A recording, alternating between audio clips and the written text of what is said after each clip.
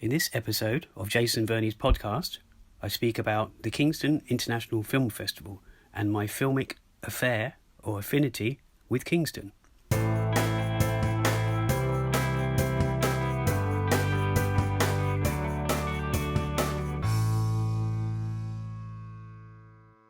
This is the Jason Verney podcast. I am Jason Verney. Now, before I go any further, I must give a disclaimer that this is not the No-So-Ko-Po, the not-so-Korean podcast that I do with Timothy Home. That is still ongoing. We've now done 24 episodes. A 25th is coming very soon. But this one, I've been doing a podcast for quite a while. I think I did 69 episodes. This is my 70th episode. But for the last several months, almost a year, I kind of put it on hold because of the not-so-Korean podcast and other commitments. I have been making a film. That's part of the reason for doing this podcast. It might be that I include this actual episode within our not-so-Korean podcast. So anyone who's watching this, or rather listening to the audio on YouTube, you will see this pop up. If you already subscribe to the channel for the not-so-Korean podcast, you will be listening to this now. Of course, on other platforms like Spotify, Apple Music, Google Podcasts, everywhere basically, where there's music and podcasts, every good platform, you will see there's two different things. There's the Jason Verney podcast and the Not-So-Korean podcast. This Jason Verney one was originally called Flicks, with a letter standing for something. So we had films, live interviews, because there will be interviews, and there have been interviews on our Not-So-Korean podcast, and there are that I've recorded that will be lined up in this podcast at some point. Camera, Korea, sounds. So sounds being music. So we've got, South Korea there, North Korea, whatever, camera as in my filmmaking stuff. So we've got films, live, interviews, camera, Korea, sounds, which basically spells flicks. Anyway, on with the show. So I've only lived in the KT postcode area for a few years, but even before that time, I started a relationship with Kingston, or Kingston upon Thames. Yes, so just to clarify, is that Kingston and not Kingston in Jamaica? They are actually connected. There is some connection with their names. But the one in London, or Greater London, or as some people prefer, Surrey. Myself and Tim are always talking about whether New Malden is Surrey or whether it's Greater London. I mean, technically it's both. So it's a relationship I started, that's with Kingston, not with Tim. We have a friendly relationship, which I started, but I was unaware of way back, back in the day. I think this probably started as early as more than a decade ago, when in fact I lived in the North London area of Kilburn rather than this very south part of New Malden, Kingston area. This love affair with Kingston, unbeknown to me at the time, is linked to Korea, Korean film and Korean culture. So it's heavily linked to film in general, but also Korea. You see, even way back then, more than 10 years ago, and probably my first steps in Kingston as an adult anyway, I'm not sure if I ever visited Kingston as a child, although my mum has spoken of Kingston back then. We didn't really live near Kingston, but she spoke of it as this shopping town. Or ironically enough, I was actually born not a million miles away in Reigate, in Surrey, which, when you're in Kingston in this area, you see signs to it, already. So we're not a million miles away from where I was born, basically. Back to a decade or so ago, when I took my first leap into Kingston, it was, if my memory serves me correctly, to meet a certain well-known actress, or very good actress in Korea, Kkobbi. She was in the UK promoting and just speaking about her major role in the award-winning Breathless, or in Korea it's called Dongparli, and basically just talking about the film itself. So the meeting with her, it sparked off many meetings with Ms. Kim, and ultimately an interview, which can be found on my website, miniminimovie.com. And one of those liaisons was in Roehampton area. So already I was seeing parts of this South London, Surrey area that I hadn't seen before over a decade ago. But I was still living in northwest London. All that time living in northwest London, I was filming events relating to Korea, going to events about Korea, Korean Cultural Centre. Over the next few years, I don't think I visited Kingston that much, or maybe not at all. But that was until about 6 or 7 years ago from now, when I worked for a while as a recruiter. What they call a recruiter is basically someone who gets people to go to test screenings for big movies that are coming. So, before the film gets its final cut, after the audience have given their approval or their feedback, I was going to various cinemas and various locations in London, and not just London actually, outside of London. But I got to know the Rotunda building, which is actually where I'd met Kkobbi back in 2010 or 11, and I got to know the surrounding areas. But believe it or not, I haven't even discovered the beauty of the Thames in this Kingston area. That's hard to believe, because obviously I know the Thames very well in London, but the fact that I was going to Kingston, walking around, I didn't even step foot on the riverfront. I don't think I did. Perhaps I did once, I can't remember. So I should probably add though that during this past decade, I did work with Korean individuals or collectives who happen to live in the Kingston area or another KT postcode area, that being New Malden, where I've been residing for the last 3+ years. But no surprise about New Malden, because it is Europe's biggest KoreaTown and Korean community. I mean, if you haven't heard our Not So Korean podcast, you won't have heard us say that in every single episode. We talk about the Korean community, and the interviews are either based there, or actually we've got some coming. We've had some already that have actually taken place between the UK and Korea, and more to come. I will say that often those projects were based in central London, and indeed the Korean Cultural Centre, as I mentioned earlier. But I've been attending film and cultural events there since around 2010. Not to mention the London Korean Film Festival, which is that is put on by the KCC UK, the Korean Cultural Centre UK, or Korean Cultural Centre London, depending what you prefer to call it. Because of my website, miniminimovie.com, I covered it. I have interviews I've got going back to 2011 or thereabouts, maybe before. And in fact, I also have other interviews that are not just Korean related. Anyway, roll on to sometime in early 2017, when I had been approached by a certain Soo-young Kim, curator at the marvellous Kingston Museum and Library. Now, if you haven't seen that, even the building itself in Kingston is quite impressive. It's just quite beautiful. But she approached me and commissioned basically me to make some video art, a film that was going to appear in that museum in 2017. And it would be there for a few months. Incidentally, I did know Soo-young Kim from at least one of the KAA UK events. That's the Korean Artists Association events I'd been working on or filming at the Korean Cultural Centre. So this year, 2017, it sticks out in my memory, not just because of that, but some other stuff that was happening, which I'll elaborate on briefly. We will get to the Kingston International Film Festival in a few minutes, and my film that's playing there. So yeah, 2017 was one of those years, those years which so much happens basically. I recall, I don't know if it was before or after that I was asked to do some video art for that exhibition in the Kingston Museum, but I took myself away to Thailand for a much needed break, but also to concentrate on the film, the video art which I'd been commissioned to make. Of course, I'd already had a vision, but I had to put it together, fully form it.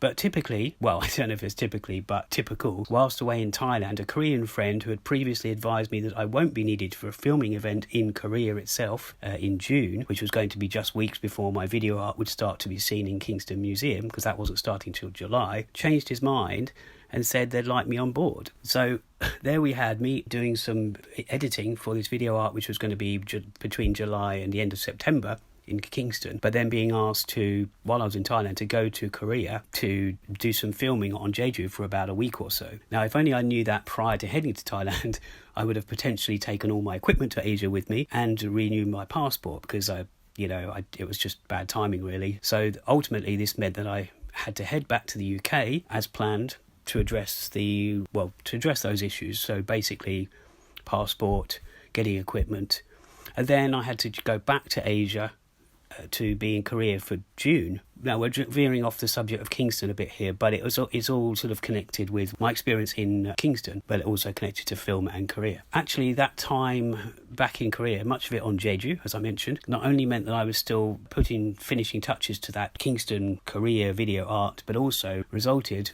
in me doing 2 talks or speeches over there. One was to form part of that event I was involved with, about my trips to and experience of Jeju, its culture and issues, politics and stuff. And the other, before that, not long after touching down in Seoul from the UK and whisking myself to outside the Japanese embassy to talk about comfort women, the Sewol ferry and other important issues I'd been involved with. So this is why 2017 was already amounting to be quite a significant year for me, myself, and various projects. But back in the UK, and indeed Kingston, and there I was in July, along with 3 other non-Korean artists, but mostly Korean artists. And there I was in Kingston, admiring the exhibition layout for which we were all a part of, there in the beautiful Kingston Museum. The exhibition, which was entitled Through Their Eyes, Depicting Korea and UK Then and Now, was soon in full swing that summer. And I do remember there was music from the opening night, which had the always amazing, basically, Hae-lim Kim. She had her taegum, which is kind of the Korean flute, as well as a talk. I remember there being a talk and esteemed guests, a mayor, I think, and some other people. So there we were admiring the exhibition that was to be, that was just getting underway. The exhibition would continue, I think, until the very last day in September. In fact, if you go to miniminimovie.com, somewhere on there is an article about this exhibition. I think there is on my other website, nativenomadpictures.com, because it was regarding film. So I've got 2 different heads, really. Actually, I've got more than 2 different heads, what with the Not So Korean podcast and my other filmmaking stuff. Yeah, I remember this day very well. I remember that day, but I also remember the last day of September when the exhibition was due to finish, because a few members of my family came over to Kingston to check it out, followed by me taking them to New Malden for some Korean food. It might have been the first time for most of them, if not all, and to celebrate or commiserate maybe the coming of yet another birthday. So that's why I remember that year, incidentally, on at least 3 of my 7 or so trips to Korea. Well, this will be my 8th coming up very soon. They've been over the birthday period, and I've celebrated in style with a few friends in Seoul. Obviously I haven't stayed in Seoul while I was in Korea, but I tend to start off there. So let's forget Seoul and back to Kingston Museum again. Basically, there's one major thing connecting that museum to the forthcoming Kingston International Film Festival, where my 30-minute drama film, which is called Reparation, if you want to find it on Instagram, I'll give you the link in a second, and it's elsewhere as well. But my 30-minute drama film, dramatic film, if you like, is called Reparation, and it's to have its UK premiere at that Kingston International Film Festival. So I'm looking forward to that very, very much so. It means as much to me, if not more, than getting the premiere in Korea, which is happening in a couple of months' time, because to me, Kingston, as I'm talking about in this podcast, I have an affinity with Kingston, and especially relating to film and relating to Muybridge, Eadweard Muybridge, which I'll tell you about in a second. So let's get on to Eadweard Muybridge. So Eadweard Muybridge, now if you haven't heard of him, you might have done, but if you see the image that I'm going to refer to now, he pretty much invented the moving image, so it's important for cinema. You've probably seen versions of his, I can never say this, but it's zoopraxiscope. Basically, if you've ever seen that at some point in one form or another, you probably have, but it's it's where he's taken it's technology that turns still images into moving ones. So there's like a horse, it is a horse, but instead of it being still, it's kind of galloping because of the way the photos are arranged and the way that the object it moves around, or the image moves around, or seemingly because of the item that it's being used in, zoopraxiscope. In fact, if you Google the Kingston Museum or the Facebook group for the Kingston Museum and Heritage Place and the library, you'll find information about Eadweard Muybridge. But one of the impressive aspects of the Kingston Museum is that downstairs you have the fairly large museum area. That's why it's called the museum after all, which is about Kingston and about the UK. But then this leads into an area dedicated to Eadweard Muybridge. So he was a resident of Kingston way back when. Not only that, you then have the library area, and upstairs you have this exhibition space, which is where my video art resided for those months in 2017. So Muybridge, now my little bridge, Muybridge, or Eadweard Muybridge, my bridge or connection to the Kingston International Film Festival 2022 is that amongst all the strands and categories in this year's KIFF, KIFF, that's Kingston International Film Festival, and this being their inaugural year, more on that in a second, the one in which my mid-length film Reparation was shown in includes the heading Eadweard Muybridge Prize Films. It's actually coupled together as Eadweard Muybridge Prize Films and and students' shorts. So what I'm trying to say here is that the connection between Eadweard Muybridge in the Kingston Museum and Eadweard Muybridge being a part of this Kingston International Film Festival 2022, the inaugural one, my film is in that strand. Now, I did know this. I knew this upon submitting the film because the Eadweard Muybridge Prize is for local films, filmmakers, etc. Basically, anyone who resides in the